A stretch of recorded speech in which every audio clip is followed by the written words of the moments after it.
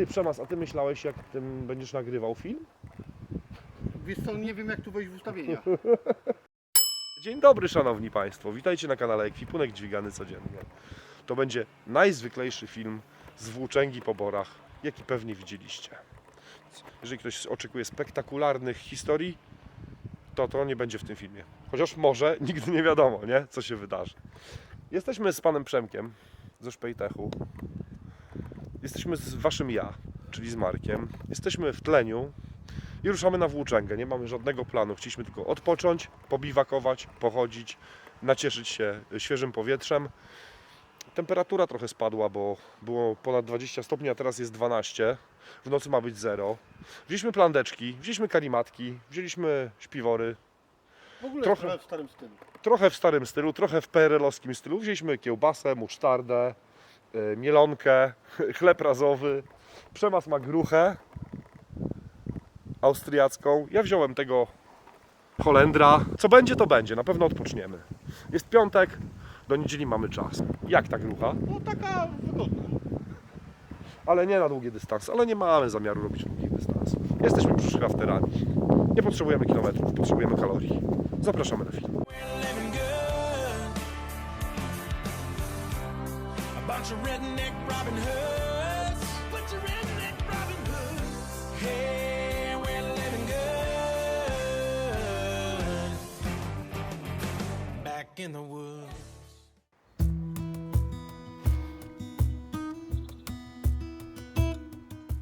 A zrobiliśmy sobie chwilkę przerwy. A co? Teraz trzeba znaleźć drogę, bo myśmy zleźli ze szlaku.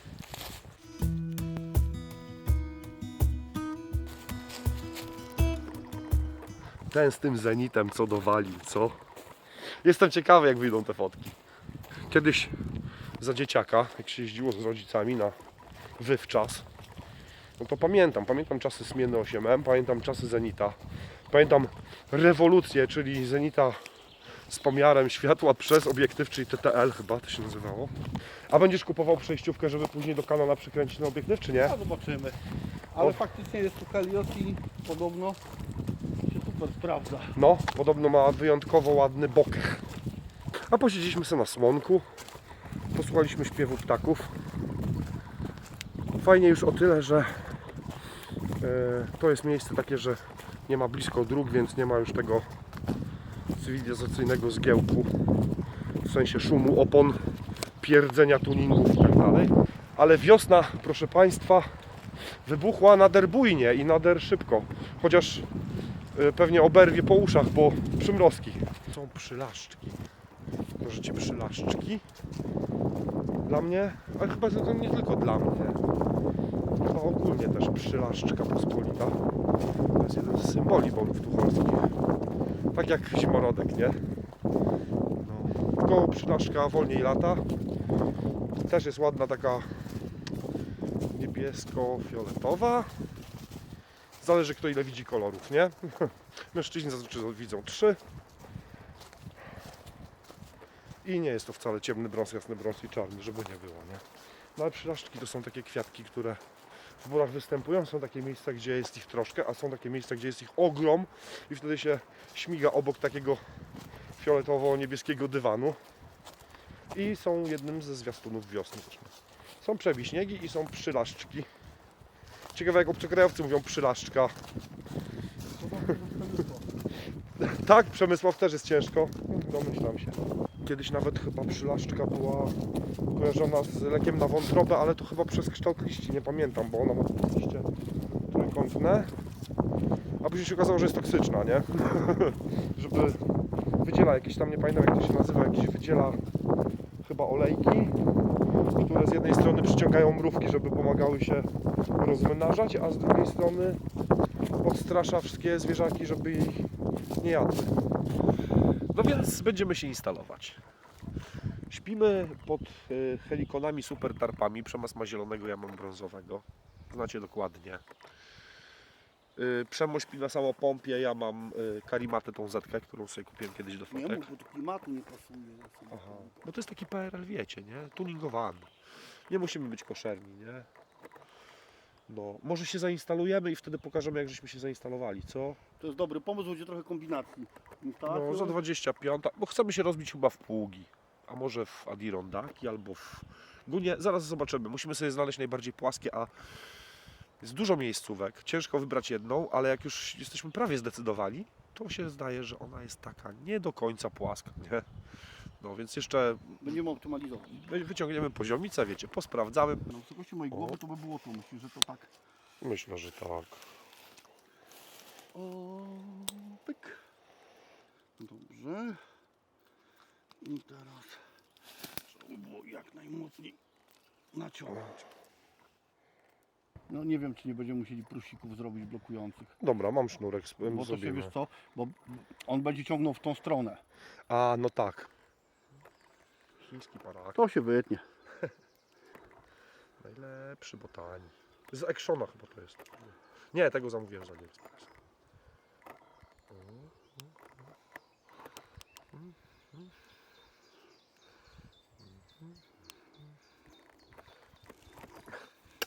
Plandyki powieszone, ale te śledzie zrobiłem sobie szpilki takie. Sobie uciąłem. Już jestem chyba gotowy do recki tego Martiniego. Długo go używam, od grudnia. Dostałem od Mikołajki. Ja używam go dużo. Już sporo razy gdzieś tam z nami był w terenie. Chyba jest ok. Zrobiłem sobie szpileczki. Jedną mi Przemek użyczył, ale nie miał więcej, a ja nie wziąłem. Z premedytacją czy zapomniałem? Tak pół na pół. Nie. Los podjął za mnie decyzję. Nawet se uciąłem pobijak, który już gdzieś przepiłem, czy nie? Widzisz go tam gdzieś przemas? Nie? Miałem go Taki przed kawał chwilą. lagi to ciężko zgubić, powiem Ci szczerze. Ale ty tutaj, dobra jest. Chcę zrobić jeden manewr i zobaczyć, jak to będzie wyglądać i przede wszystkim, czy będzie różnica fajna w napięciu. Wziął chyba nie tu. Ale właśnie chcę zobaczyć tu, wiesz, na połówce. O, kukułka. O. Bo przecież to wystarczy tak naprawdę. Tutaj. Trochę korzeni jest, nie? Dobra. O, będzie taki pół pług, pół Adirondak. O. A tam to się podwinie. O. Jest trochę suchego, w razie czego na ten. Jakieś tam grabki. O, fajny nawet taki kształt. I lepiej napięte dużo, no nie będzie padać to napięcie, to jest takie pro forma. To nie jest tak, że myśmy się tutaj rozbijali nie wiadomo jak długo, ale żeśmy jeszcze od razu sobie trochę przygotowali na wieczór. Tak żeśmy się rozbili. Przemo został przy klasycznym rąbie, a ja też się rozbiłem w rąb, ale później sobie to zmodyfikowałem. Przemas wziął swoją linkę od klasycznej konfiguracji tarpa z hamakiem. Tu przyszedł karabinek. Tu są te blokadki, nie? Co normalnie służą do blokowania plandeki nad hamakiem. A tam przyszedł camjam. One w tej chwili są tak drogie, że już się chyba nie opłaca tego montować, tylko się nauczyć tracker z hitcha, nie? Nie pamiętam jak się nazywa ten węzeł po polsku. No. Tą linkę oczywiście przyszła podpórka, bo ciężko to tak uczciwie napiąć. Zawsze jak się napina plandekę, to ta linka okazuje się, że jest ciutek za mało napięta. O. Regulowana jeszcze w razie czego. No toś tam jest miejsca kurczę na 3 osoby, nie? To są plandeki 3x3, oba super tarpy. W miarę przyzwoite pieniądze i fajne, wygodne. Mają jakieś mankamenty typu potrafią się rozejść na rogach przy tych wzmocnieniach szwy, bo już też się takie coś zdarzało. No ale no, nam chyba, nie wiem po ile one teraz są, bo ja już tą moją mam chyba z 2 lata. Tu zrobiliśmy po prusiku, żeby móc się odciągnąć. No i tyle. Tylko ja sobie właśnie wsysłem róg. Czekajcie, zrobię jeszcze jaśniej, chociaż nie powinienem, będzie szum mieć pewnie jak cholera. O, ale widać. I zrobiłem sobie odciąg, Przemo też sobie zrobił odciąg. Akurat drzewa pasowały, zapas sznurka był. Żeby kubaturę powiększyć, to jest wygodne, nie? Żeby się szmata do gęby nie kleiła, jak człowiek śpi. Ale wymyśliliśmy sobie też jedną rzecz. Mianowicie, a czekajcie, pokażę u Przemasa. O. No tutaj trochę byliśmy ograniczeni tymi małymi drzewkami, no ale co mieliśmy wycinać? To jest fajny układ, bo jak się da nie za wysoko ten róg, a ten róg jest gdzieś na 1,50 m powiedzmy, to tam jest od groma miejsca i to jest dobre zadaszenie, nawet jakby padało, zacinało i tak dalej, nie? Bo jak się da to wyżej, to jest ładniejsze na zdjęciach, no ale wtedy jakby stąd zacinało, no to by padało pod plandekę. To tak samo jak ten lintu taki, czasami niektórzy tak rozbijają, że jest pionowo, dosyć wysoko, ta grań powiedzmy, no ale tam jak wieje czy pada, to właściwie to jest słaba ochrona. Tam by można jeszcze, bo tam są szparki, to widzicie, bo przebija jasne. Tam by można jeszcze obsypać liśćmi albo nawet pierdyknąć po jakiejś gałęzi, żeby to docisnąć do ziemi i będzie gitarka. Ale nie ma dzisiaj takiej potrzeby. Ale wymyśliliśmy sobie jednocześnie, gadaliśmy z Przemasem, że padać nie ma, chociaż ma być 0 w nocy nad ranem. Przyjdzie wschód i będzie grzał, nie? Powoli. Chociaż przez to, że przyszedł jakiś front z północy, to będzie słonecznie, ale wcale nie będzie ciepło, bo to też ma być chyba 11 stopni w maksie. Nieważne, damy radę, nie? Lepiej tak niż upał. Ale wymyśliliśmy sobie, że jak dzisiaj będzie fajnie i będzie pogoda ok, to plandeczki zostaną, a my się walniemy tam przy pieńku, nie? Po prostu tak o, bez niczego. O, i będzie ciepełko i będzie spoko. Powinniśmy coś zjeść.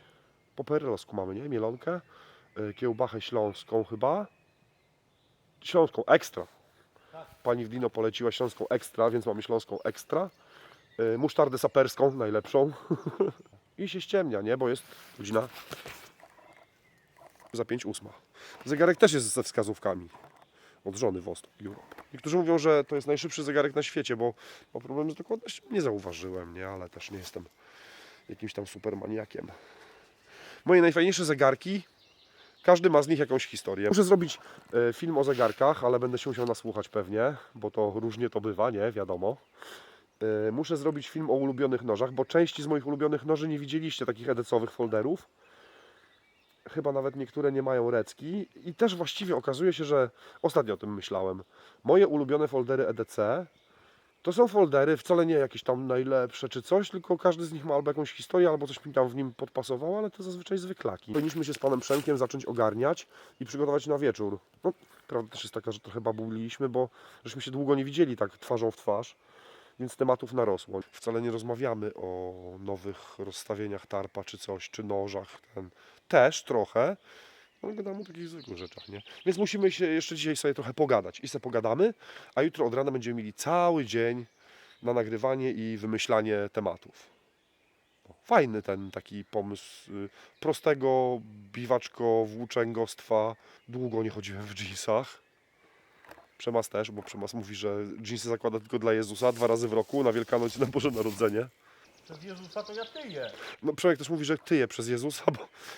ale nikt ci nie kazał się obżerać, nie? W Wielkanoc. To była twoja świadoma decyzja. Nie mam argumentu. No właśnie. Pożegnam się, pewnie jeszcze odpalimy, może jak się zrobi ciemno i będziemy zażywać posiłku znaczy nie ostatniego w ogóle, tylko ostatniego dziś. Chyba ostatniego. Bo ja nie wiem, jak mu się żołądek rozciągnął, nie? Po tych ostatnich świętach. To się okaże. W każdym razie albo do zobaczenia rano, albo do zobaczenia później po ciemaku. Mam dla Was 3 ciekawostki, które zamówiłem ostatnio. Czy ostatnio, tam przez ostatni czas, nie wiem, pewnie parę miesięcy. Ale mam ciekawostki z AliExpressa. Mam fajną latarkę, którą zamówiłem z ciekawości. Lekką, ale ciekawa. Będziemy ją testować, bo tylko ją wziąłem. Mam nitkę, którą zamówiłem z AliExpressa. Podróbkę kultowej Bankline numer 36, ale nie smołowaną. I mam statywik, który zamówiłem do aparatu, a to też bardzo dużo ludzi mnie pyta, czasami o jakieś tam graty foto, to też Wam pokażę, bo zamówiłem też Chińczyka, bo był w dobrej cenie, nie? Kosztował 200. Ale to ranek będzie na spokojnie już normalne światło. Dzień dobry. Zaufaliśmy meteorologom, że w nocy będzie zimno, ale bezdeszczowo. Na szczęście mieli rację. I postanowiliśmy spać na werandzie. Nasze domy są z 8 metrów dalej. Słonko wyszło i grzeje, ale nie było zera, ale było z 2 stopnie. Trochę wilgotno, ale luzik. Cieszę się, że wziąłem Carintię tego Defensa. Przemo wziął letniaka i tam sobie jeszcze musiał radzić. Owijał sobie stopy, a mi było ciepełko. Położyliśmy się i sobie gadaliśmy, ale było fajnie.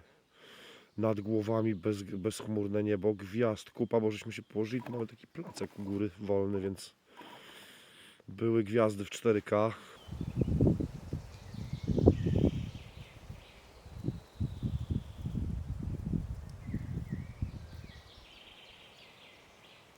No petarda. I powstał plan alternatywny, ponieważ ja chcę mieć ładny obóz i ładne pary zdjęć. Nie dlatego, żeby szpanować, nie? Jak niektórzy mówią. Ja tam w swoim kierunku tego nie słyszałem, ale czasami widzę, że bo tam niektórzy to chodzą tylko, żeby pochwalić się zdjęciami. Nie. I się przerzucimy w troszeczkę ładniejsze miejsce, nieopodal. Wczoraj poszedłem sobie na rekonesansik jeszcze po południu. Znalazłem miejsce bushcrafterów, zrobiłem parę fotek, ale czysto, tylko że no, ognisko przygotowane, tam jakiś uchwycik, trochę drewka, ale czyściutko, nie mogę powiedzieć. Ale nie wiem kto, nikt się nie chwalił, że zaanektował miejsce i je zinfrastrukturyzował. No, a teraz trzeba wstać, pozbierać trochę się, oporządzić, bo wiecie, nie? To jest jednocześnie plus i minus spania na glebie. W hamaczku ciężko się wykaraskać, bo jest wygodniutko i fajnie i naprawdę serduszko boli czasami, żeby wyleźć z kokona. A na glebie się wstaje bardziej dziarsko, boli biodro na przykład od twardego, nie? To jest w ogóle jakaś niesprawiedliwość dziejowa, nie? Człowiek jest wszędzie mięciutki i grubiutki, a akurat tutaj na boku, jak się leży na boku, to na boku dupki, skóra i kości. Trzeba jeszcze jakieś śniadanko zjeść, a mamy parówkę, musztardę saperską, wiadomo. Mamy jeszcze kiełbaski śląskie, chlebek razowy, masełko nawet mamy. Zjedliśmy sobie cienkie parówki, które wujek przyniósł z RFN-u. Przerzucamy się na miejsce, gdzie będziemy robić wzorcowy obóz. Wzorcowy obóz bushcraftowy. Eklektyczny. Zobaczmy, co się da zbudować z 2 szmat, 2 karimat i trochę sznurka. A sznurek muszę wam pokazać, ale tak dojdziemy na miejsce. O, będziemy mieli dużo czasu, gdyż jest dopiero za 15:12. Chodźmy.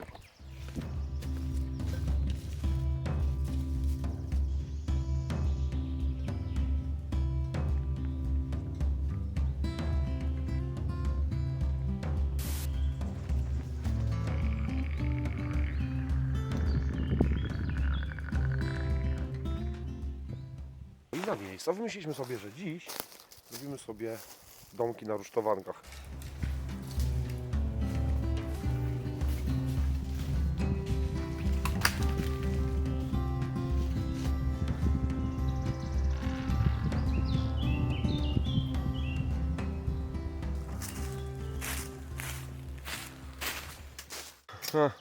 Pracownik nieokrzesany, to chociaż te laski będą okrzesane. Wymieniłem kurczę brzeszczot w Tajimie.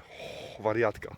Przecież mówi, że giątka, miątka, wiątka. No jest giątka, miątka, ale się nie łamie, nie? Przez to, tylko się, no czasami trzeba uważać, tak? bo się, dziadek mówił, wygina się jak panna Regina.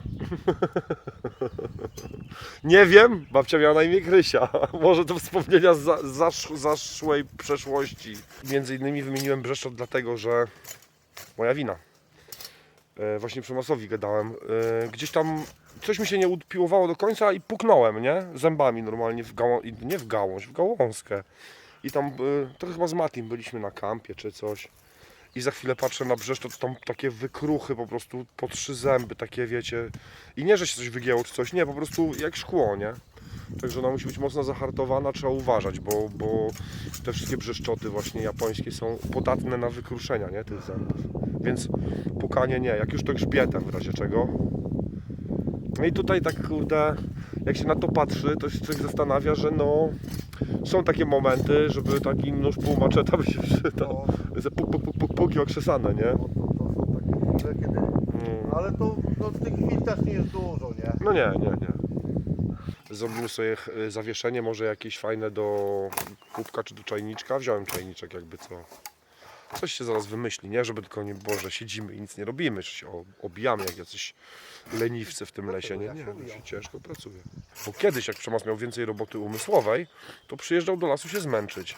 A teraz jak jest zmęczony, bo fizoluje więcej, to przyjeżdża pomyśleć do lasu, kontemplować. Jeszcze kupiłem nowy brzeszczot do Laplandera, Bako, bo były.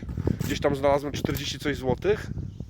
Też wymienię. Możemy sobie nawet porównać, bo Laplander ma właściwie dwa plusy, nie? Bo Laplander żnie w obie strony, nie tak jak te wszystkie Japończyki, że właściwie tą pracę się wykonuje tylko do siebie, od siebie ona nic nie robi. I ten brzeszczot tam jest też elastyczny, nie? A że mam stary i nowy, to możemy sobie nawet tego starego zniszczyć. Zobaczymy, ile wytrzyma wyginania i tak dalej. Coś tam się popracuje, ale bez wyrywania sobie rękawów, nie? Bez pośpiechu. Zrobię sobie jeszcze 3 szpileczki, śledziki, żeby mieć, bo policzyłem, że 5 jest potrzebne. 1 więcej, a Przemasowi też będzie potrzebny 1, więc nie będę mu zabierał, nie? No, fajny ten Martini jest, podoba mi się. Ja lubię takie proste noże, nie? Martini Kamos, gdyby ktoś nie wiedział. Za 100. Dobra, idę pokontempluć z Przemkiem chwilkę i za chwilkę będziemy robić obóz.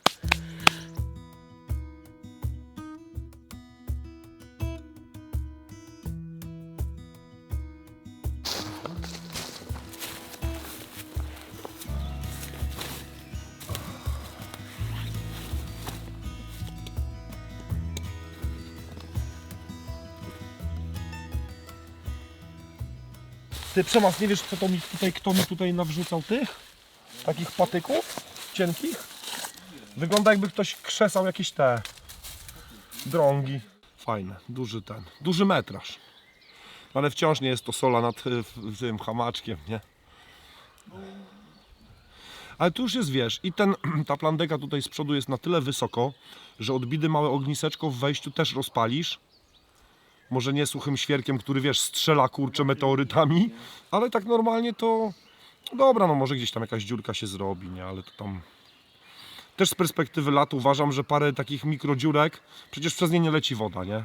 Bo to napięcie powierzchniowe jej nie przepuszcza, nie? Więc... Zawsze są łatki. Wojownik musi mieć blizny, koniec i kropka. To jest bardzo dobry wynalazek, karimata składana w harmonijkę, a nie rolowana, nie?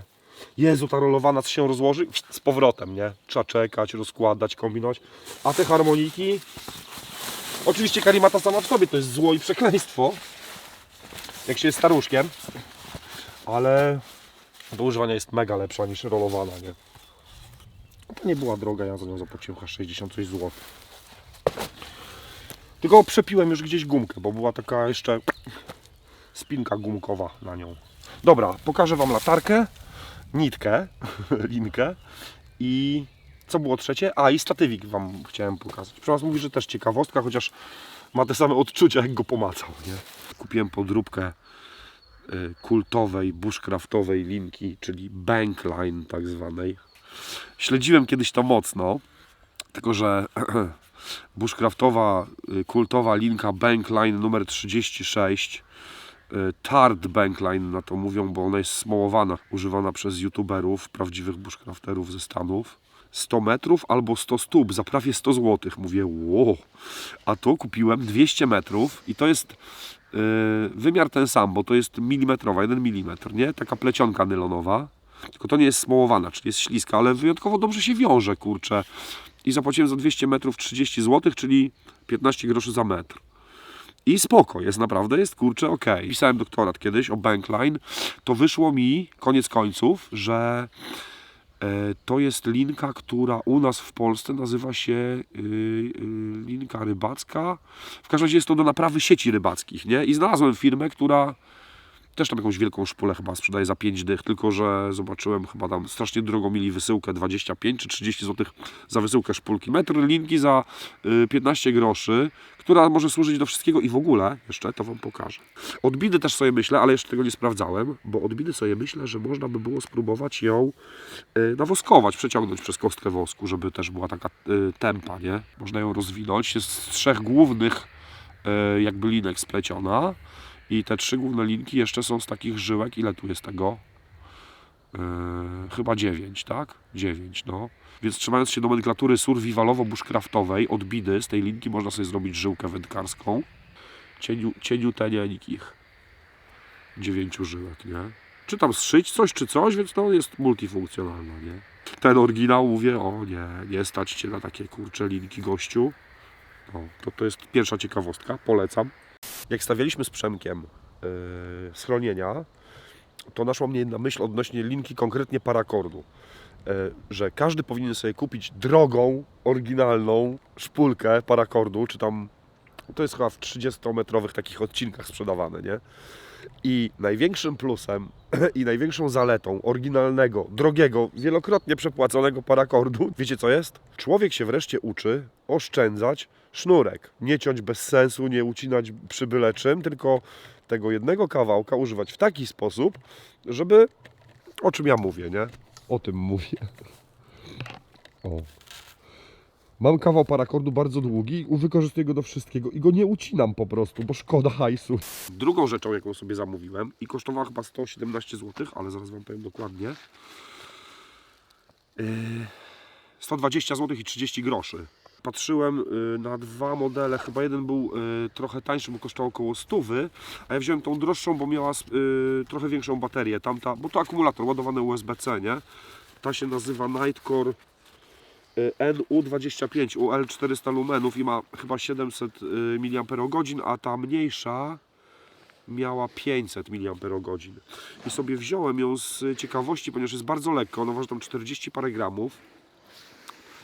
Jest blokowana, ma dwie temperatury światła, ma ciepłe i zimne, ma 2 chyba stopnie czerwonego światła. Przede wszystkim chcę sprawdzić, może teraz to nie jest najlepszy moment, bo jest długo jasno, ale jestem ciekawy, czy obskoczy 2 nocki, czyli taki typowy wyjazd weekendowy, piątek, niedziela. Nie jest to najtańszy Chińczyk, ale chyba Nightcore to taka też w miarę przyzwoita, nie? Firma, jeżeli mówimy o chińskich latarkach. Latarkowy poradnik bezfirmowy. Jak szukacie latarki, to dobrze, żeby miała czerwone światło i to wcale nie dlatego, żeby Was nie widział wróg, nie? Jak sprawdzacie mapę w nocy, tylko żeby raz kumplom nie rozregulowywać oka. Akomodacja jest blisko, daleko, a adaptacja jest nie ciemno, jasno. A poza tym bardzo dużo robali leci do normalnego światła, a czerwonego nie widzi. I to jest największy plus czerwonego światła. Oprócz tego, że dobrze jak ma czerwone światło, trzeba przemyśleć, czy się chce mieć na jednej gumce, czy na 2, czyli jeszcze takiej tej tutaj trzeciej. Jak jest latarka ciężka, to taka gumka powoduje, że zjeżdża z czoła, ale ta druga albo trzecia gumka, która idzie górą, jest upierdliwa, jak się ma czapkę, a już nie mówię kapelusz. A trzecią rzeczą jest statyw, bo też mnie czasami pytacie, ale muszę przełożyć aparat. Takie coś kupiłem. To jest Ulanzi Ombra. Ten tańszy, bo tam chyba jeszcze jest karbonowy, ale tam... Nie wiem, jakoś nie jestem super takim maniakalnym fanem karbonu. Tak wygląda. Też jest leciutki, bo zaraz Wam powiem, ile waży, ale jest mały po złożeniu, a po rozłożeniu ma maksa chyba 158, więc styka zupełnie i do fotek, i do filmów. Jak przyjechał, to mówię taki, bo to wszystko jest plastikowe, nie? Wygląda niby spoko, już go parę razy używałem, ale sprawia wrażenie, taki Przemas wziął do ręki, to samo, nie? Miałeś takie wrażenie, że kurde, taki plastikowy. Te rzeczy, które w takich prawdziwych statywach typu Manfrotto są aluminiowe czy stalowe, to są plastikowe, ale no póki co robi robotę. Już od razu był z głowicą kulową, kosztował 200, więc no, jak ktoś szuka takiego lżejszego statywu, oczywiście to nie jest, wiecie, na lustrzankę ciężką z 150-600, ale mój Canon z 24-105 i nawet z 70-200 spoko daje radę, jest w miarę sztywny, a mimo tego jest lekki. Centralną kolumnę ma, odkręca się ten haczyk, na którym można powiedzieć obciążenie. To jest fajne, że ma żadnych korbek, niczego, tylko jest zacisk. Wyciąga się to, można włożyć od drugiej strony i macie przy samej ziemi można filmować. Jak ja dzisiaj na przykład, jak jeszcze leżeliśmy. Głowiczka kulowa też całkiem taka w miarę przyzwoita, jak na te takie podróżne statywy. Odbity to do większego plecaka to i wejdzie do środka, albo sobie można go włożyć gdzieś tam za kieszeń, czy przypiąć tam, gdzie kiki trekkingowe jest. Spoko, kompaktowy. Mogę Wam pokazać, jak wygląda rozłożony. I nawet te najmniejsze nogi to jeszcze jest takie, są no takie sztywne, bo właśnie w tym Hama takie były, on bardziej chyba na smartfona, na takie rzeczy. Taki całkiem spoko, chociaż jak jest tak na maksa rozstawiony do góry, no to też już jest tak... Pewność jest taka 4/10. Jeszcze można nogi bardziej rozłożyć, nie? Także można właściwie go na 0 postawić. No okej, dużo ma konfiguracji, jak na taki tani sprzęt to myślę, że jest spoko. I w miarę pewny. Ja mam sporo rzeczy tego Ulanzi i no sponsored, żeby nie było, nie? Kiedyś oni byli podwójnie fajni, bo po pierwsze nie kopiowali niczyich rozwiązań i byli tani i był ten sprzęt przyzwoity. No teraz jest przyzwoity sprzęt i wciąż mają dobre pomysły, natomiast wygląda na to, że powoli przestają być tani, ale to kupiłem w dobrej cenie. Sam sobie chętnie przypomnę, ile waży. A teraz kosztuje 292 zł. Chyba się promka skończyła. Coś Wam przeczytam i Tobie też, Przemas. No dawaj. Na AliExpressie w opisie tego statywu jest: oś centralna może być zamontowana odwrócona. Nie wymagają narzędzia. Łatwo odwrócić osię środkową do niskich anal strzałów. Nie wiedziałem, że ma też takie możliwości ten statyw. Waga netto kilogram i 120 gramów. Chodźmy po kamulce. Weźmy się... Ja chcę mieć ładne zdjęcia naszego ładnego obozu, a temu obozu jeszcze brakuje. Tu paru rzeczy. Zmieńmy to. Właśnie gadamy z Przemasem że może dobrze byłoby uświadomić firmy, które robią koszulki termo, że ten tył to powinien być sporo dłuższy niż przód, nie? Żeby nie wyłaził przy każdym schronieniu, to jest wkurzające.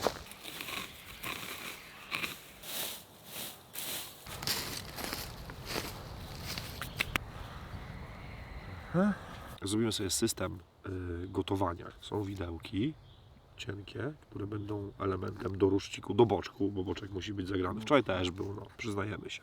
Żurawik do czajniczka i haczyk do czajniczka. Możemy nawet zrobić regulowany z 3 stopniami. Kupa niepotrzebnej roboty. Ale to ćwiczenie jest przecież. Wiecie, co się stało? Siedzimy sobie z Przemkiem, gadamy o starych Polakach, słyszymy szuranie. Pomyśleliśmy sobie, że któryś kajakarz dobił do brzegu, chociaż tu ciężko, bo mokro i grzęzawiskowato w okolicy. No ale dobra, kajakarz za potrzebą wyskoczył, leci i szuka miejsca, bo go przypiliło. Za chwilę patrzymy, wyłania się z krzaków człowiek. Wielki bagaż na plecach. Cześć, cześć, pogadaliśmy, postał z nami chwilkę. Daliśmy mu kilka wskazówek, bo pytał, bo mówi, że jest tu pierwszy raz od 20 lat i poszedł zabiwaczyć sobie gdzieś tam w stronę tlenia. Pierwszy raz żeśmy tutaj kogoś spotkali z plecakiem. Nie wiem, na jakiej wysokości nam jest potrzebna ta podcinka tak naprawdę tu. No ale dobra, to się okaże. Oczywiście, że można sobie czajnik na ogniu postawić bezpośrednio, nie? No ale nie o to chodzi. Chodzi o to, żeby wiedzieć, umieć różne rzeczy, nie? O, tak będzie. Wytrzyma, sprawdzone, spokojnie. Ale czuć, że temperatura spada. Już jesteśmy raz, że w cieniu. Mam wrażenie, że powiewał wiatr i było ciut chłodniej, a teraz przestał wiać wiatr i tak nawet w dłoni mi ciut cieplej. Najgorszy jest wiatr. Niebezpieczna jest to sytuacja. Zaczęliśmy gadać o żarciu. Zaczęliśmy od pomidorków i ogórków swojskich. Później rozmawialiśmy o młodych ziemniaczkach. Później o smażonych młodych ziemniaczkach. O przetworach babci Krysi. Musimy zjeść kanapkę, bo nam język nie powiem gdzie ucieknie, ale daleko, nie? Od tam, gdzie się znajduje. Dajesz mi? Tak. No to czekaj. Muszę się... Dziękuję. Posiłek i opał? Lepszy opał niż przypał. Dobra, to zjemy i trzeba zaaranżować zabezpieczenie termiczne. Ale nie powiem, zjadłby jakieś prawdziwe jedzenie.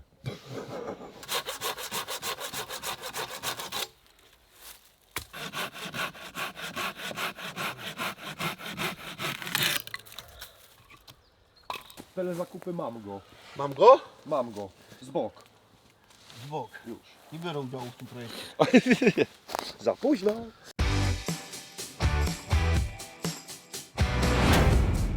Dzień dobry szanowni Państwo, witajcie w Telezakupy Mam go. Projekt z bok. Będzie dostępna instrukcja online za 3,99. Można zamawiać pod 0700 Mam go z bok. Zestaw borowego osprzętu kuchennego. Zestaw składa się z widełków. Tak, zestaw składa się z żurawika, z blokadki, żeby nie przeważało z czajnika z wodą. Widełki zapasowe, wielofunkcyjne oczywiście. Nie, tu z tej strony. Zestaw z bok składa się z żurawika na czajnik. Proszę bardzo. To mogłoby być dłuższe, ale jest kompaktowy. Usuwając żurawika, jest też element boczkowy. Jest też element kiełbasiany. Podwójny. Może być dla pary kumpli albo dla pary.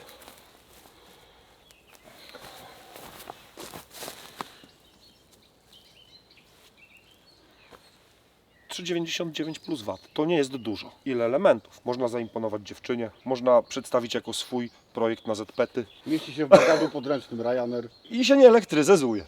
0700 mam go z bok. Zapraszamy. Kurde, słonko zachodzi. Która jest godzina? 6 po wpół do 8. Ja myślałem, że jest wcześniej. Dobra, ale mamy parę fotek ładnego obozu. 6, no. No 7:30. Tak. Ile Państwo ma lat? O 36 miesięcy. Wiesz co, stary? Ja nie zapomnę, jak moja żona była w ciąży i to podawanie, że w którym jest tygodniu.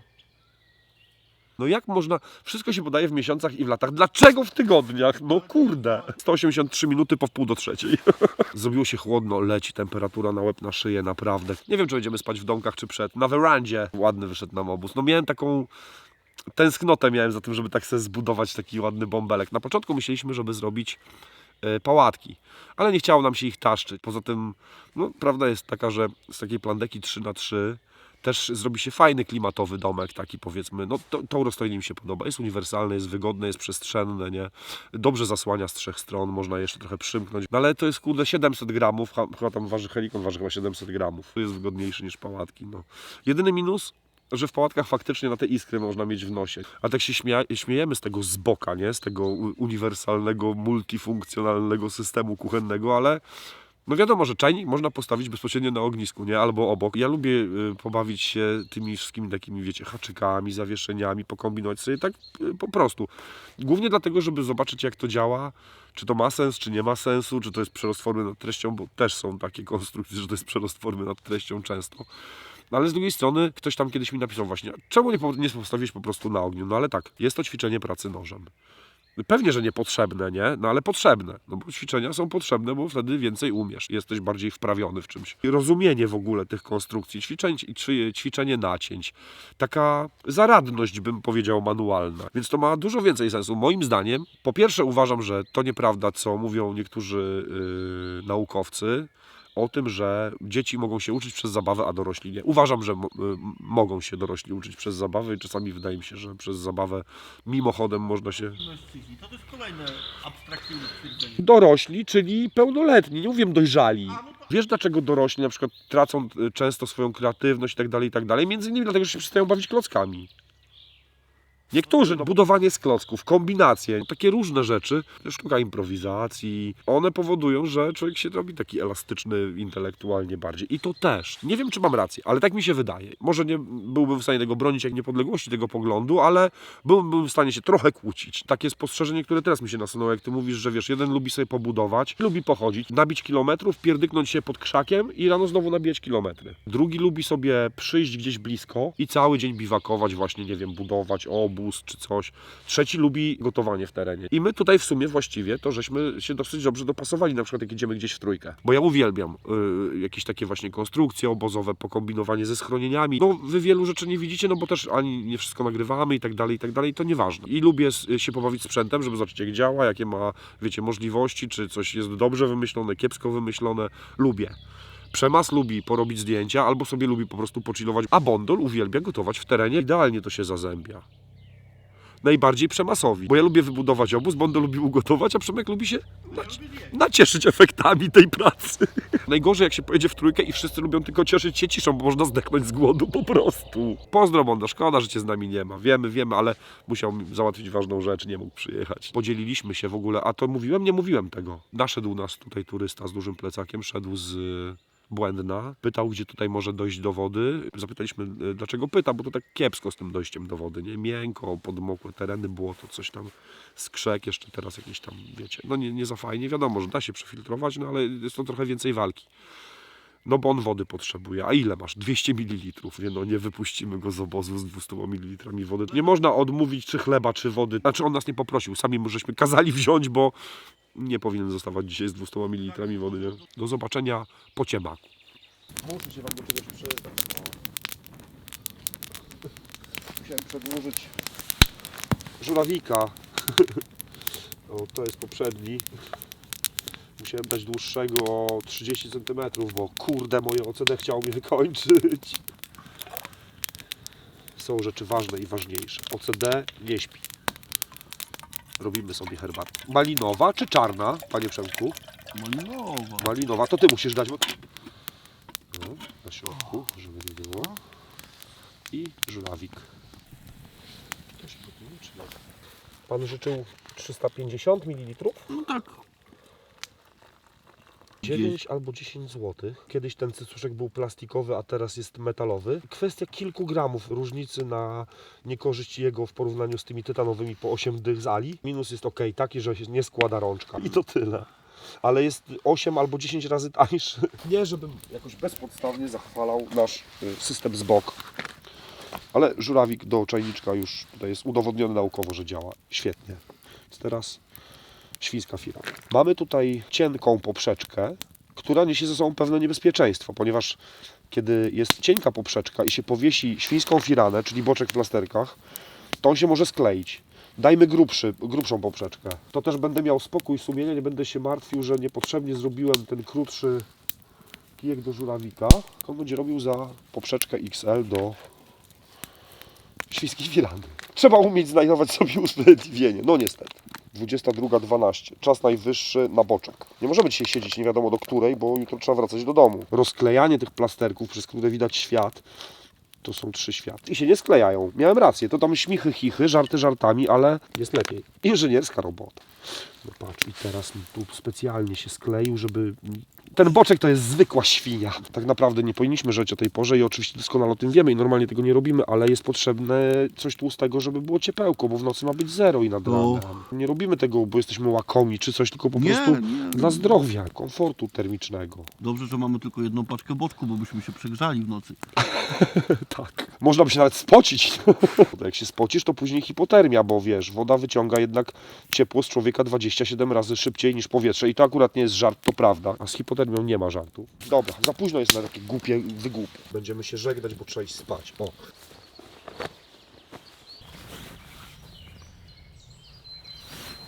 Jeżeli chodzi o wagę, objętość i tak dalej, to ten Defense 4i o termikę to jest dosyć niezły kompromis.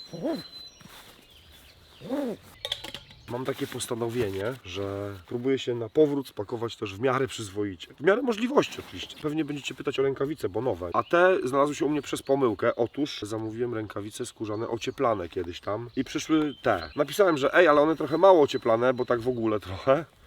No nie, wie pan, to jest tak jak producent napisał, to my tak napisaliśmy na Allegro. Rękawic skórzanych nigdy dość, tym bardziej, że się łachają. To jest firma Procera, natomiast prawda jest taka, że do siuksów to się nie umywają. Przerobiłem firm od rękawic skórzanych, tych takich roboczych, normalnych. Sporo, naprawdę. Wszystkie rzetelnie zostały sprawdzone w terenie. Kiedyś byłem miłośnikiem pitardsów, dostałem je w TK Maxie i ciężko było je zastąpić. Zamówiłem siuksy, one kosztowały koło 3 dych albo 32 zł i to są najlepsze rękawice, najwygodniejsze, jak się zakłada, to jest jak druga skóra. Są chyba inaczej troszeczkę uszyte, nie mają tych szwów takich, które trochę utrudniają takie prace, wiecie, bardziej precyzyjne. Jeden minus jest taki, że maksymalnym rozmiarem jest 10, ale jak się je założy, ja musiałem je trochę sobie rozciągnąć. Świetne, polecam. Najgorsze z rękawicami takimi skórzanymi to albo je przypalić, bo złapie się za długo gorące, typu, nie wiem, nagrzany prawie do czerwoności rękojeść kubka, albo patelnia, nie, albo się coś wyciąga, nie wiem, kociołek, czy coś zebrę z ognicha, albo je zmoczyć i wtedy przesadzić z suszeniem. Jak się suszy za mocno przy ognisku, to one wtedy się robią suche, właściwie się robią kruche, twarde i pękają jak, nie wiem, jakaś guma. A jeszcze wam muszę coś powiedzieć, a to za chwilkę o latarce, bo wczoraj się skończyła. Wszystko oglądamy, bo wczoraj to żeśmy paręnaście widzieli skurczybyków, kleszczy. Permetryna, proszę Państwa, jeżeli nie macie kotów w okolicy, bo permetryna jest zabójcza dla kotów, to tylko permetryna. Używamy Muszki Plus, preparatów sprayu dla psów, nie? To jest preparat w ogóle, ale kosztował chyba, ostatnio zamawiałem na Allegro 14 zł, albo Afanisep, to jest taki proszek do zamoczenia na przykład spodni. A permetryna paraliżuje kleszcze w parę 10 sekund. Tylko że przynajmniej nie widzieliśmy tych małych nimf, ale te wiecie, duże. W sumie trochę lepsze o tyle, że je łatwiej zauważyć, ale są i jest ich sporo. Jak już wcześniej wspominałem, kupcie sobie parę metrów drogiego parakordu oryginalnego, będziecie się uczyli szanować sznurek. Co w sumie brzmi śmiesznie, trochę ma być śmieszne i trochę ma być żartem, ale trochę nie. Uczy to bardzo ważnej rzeczy, dbania o rzeczy. I finito. A, miałem wam coś powiedzieć o latarce. Latarka wczoraj zdechła o 22. Na palcach jednej ręki policzyłem, że z 8 godzin. Działała. Trochę myślałem, że dłużej pociągnie. W ogóle gadaliśmy wczoraj z Przemasem. Ja mam Goal Zero panel taki turystyczny, 3-sekcyjny od lat. A ty masz jakiegoś Hinola też Tak, tam, już nie? Hinola, no. I chyba sobie zrobimy porównanie, bo to też czasami ludzie pytają o ładowanie właśnie takie solarne, czy coś, czy offroadowcy, czy turyści, bo kamperowcy to pewnie mają większe stacjonarne. Tak, takie. oni mają większe Ale- potrzeby też. A Przemas jest fachowcem od prądu, to ja się też sam chętnie dowiem. W sumie możemy sobie te dwa, co mamy, akurat porównać, nie? Mhm. Ale wracając do tej latarki, to nie wiem. Trochę kurde mało, ale też jesteśmy przyzwyczajeni tak do zasilania 18650, że wiesz, masz na kilka wyjazdów jedną latarkę, nie? Ale z kolei waga, kompaktowość, coś, no nie wiem, jeszcze muszę jej poużywać. Fajnie było, żeśmy pochillowali, trochę żeśmy sobie porobili. Gnaty tak nie bolą, jak przewidywaliśmy. Tutaj to było mięciutko, więc luzi. Poza tym od czasu do czasu warto zrobić coś takiego, choćby dlatego, żeby wtedy docenić następny weekendzik w hamaczku. Ja mam jeszcze jedną konkluzję. Kącik coacha Marka. W swoim życiu musisz sam poszukiwać rzeczy pozytywnych, bo nikt tego za ciebie nie zrobi. A nawet wręcz przeciwnie. Pomyślałem, że tak, jak na przykład będziemy jechać gdzieś na zdjęcia, gdzie musisz wstać o 5, to dużo lepiej jechać i spać na glebie, bo dużo łatwiej podnieść się o 5 z gleby, bo i tak musisz się wyprostować, a z hamaka dużo gorzej wyłazić o 5. Ciężej się zmusić wyleźć z kokona wygodniutkiego i tak dalej, niż wstać z gleby. Dziękujemy, szanowni państwo, za uwagę. Szacuneczek. Idźcie do lasu, już jest ładnie. Uważajcie na kleszcze. Jest, już są. Do widzenia.